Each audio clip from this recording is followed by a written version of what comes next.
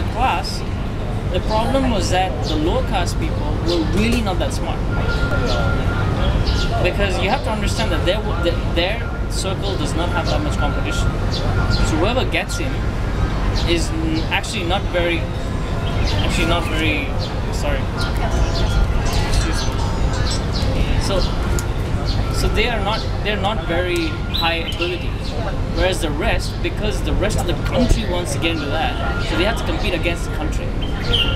So in a class, they would be really dumb. And my friend and the others, they were like very, very smart.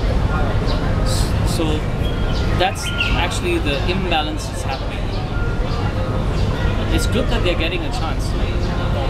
The government is trying to promote, like you study some more, the lower class, study some more, but then you also have to understand that because of poverty and everything else, the lower class, they really don't have that much scope of studying because everything else is privatized, like private schools. Private schools are better.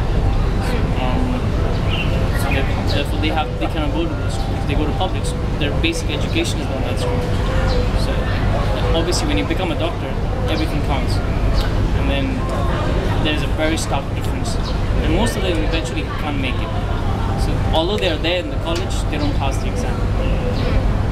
Or something like that. I have some experience in India. I've been Mumbai last year. Okay. I think there are some gas processing problem. Driver, maybe he broke the traffic rules. Police just caught him and said something about the rules and beat him. So I think it's quite not fair. Actually, they're not really lower class people. They're just low income people. If the same person had a very high income, the police would do that. Well, one more thing. I arrived at the airport in Mumbai, and there are two gates for buses. One is the junior assistant, and another one is senior assistant. Most people are about in the junior assistant. Maybe I think which guy had in by the senior assistant. Is that? Well, actually, in India is like China. Actually, so if you have money, then you can do anything you want. You know, it's literally like that. If, for example, if I want, okay, well, you don't have to go as far as India. Over here, the Indian Council. Like, if you have a lot of money, or if you know somebody at the back of the office, and the accountant, the person might say, "Oh, it's going to take you 1 month." Right? But later on, I give my application. Later on, I give a call to my source or whatever and say, look, can you please do this next, like I'm sure you can manage, like I will be very intelligent and stuff, and he'll do it like in 2 weeks. So it's the source, it's the income, it's not really the caste. No, caste matters only, I think, when you are trying to build relationships, for example marriage. Then they look into your caste system, because then it'll be like, okay, what background are you from? Are you like a sweeper, or are you like a dishwasher and stuff like that? So all that really matters. And for me, like if I'm getting married, then my mom would be like, like, are you sure you want to marry the girl because she's from a lower caste? Like people who do metal work, like that's lower caste, and then we are like just men or whatever, so that doesn't match. Right? So then caste will matter, no matter how educated or how like successful a woman is, or no matter how pretty she is, it still matters. Parents will look at that.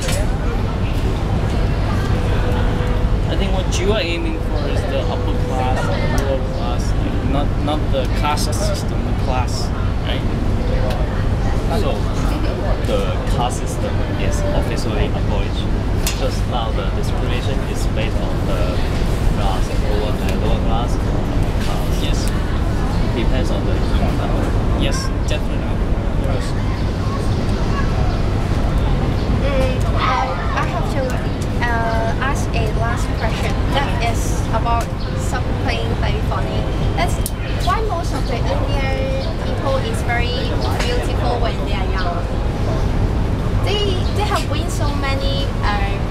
beauty competition. And they have very long eyelash and their face looks so pretty.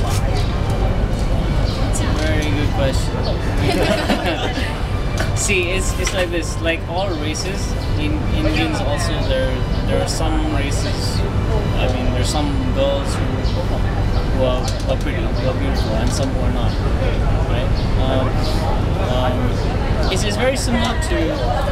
Again, I'll kind of like compare it to the Chinese. Like for example, Northern Chinese, they're supposed to be very beautiful. Taller and say white. Fairer and stuff like that, right? And they are genetically gifted to be like attractive. Even like not so unattractive one is also quite attractive, you know, like that. So similarly in India, like some of the states, the characteristics is very nice. They're tall. They have tan skin. They're not dark. They're naturally tan, and they have long hair is like a tradition in India. Normally, if you cut your hair very short, then people will be like, oh, you know, like yeah, she probably doesn't have nice hair. You know, it's like that. So if you have like long, normally like girls who have nice hair, they will keep it long and show off stuff like that. That's very interesting. Because nowadays people in China or Japan, they like to cut their hair. Yeah. It's in India. It's like femininity is very treasured in India. Like they don't. I think there are a lot more homosexuals than lesbians in India. I've seen something in this is very interesting. I saw a gay couple hold their Holding hands on the street. Yeah. Even in China, not much gay couple will do this on streets. Okay, in India you're liable to get beaten up. It depends on what kind of area you're in. If it's a bad area, then they won't do that. Like if it's a rural area, you won't do that. Like in rural areas, I don't think a homosexual ever proclaim that I'm homosexual. It's pretty like not like extreme. And yeah, and normally like if it's a city like Mumbai and the city where I'm from is Calcutta. So normally over there, like if you're gay, it's alright because you already have a lot of fashion designers and like event management people. So I think for those people, you better be gay if you want to be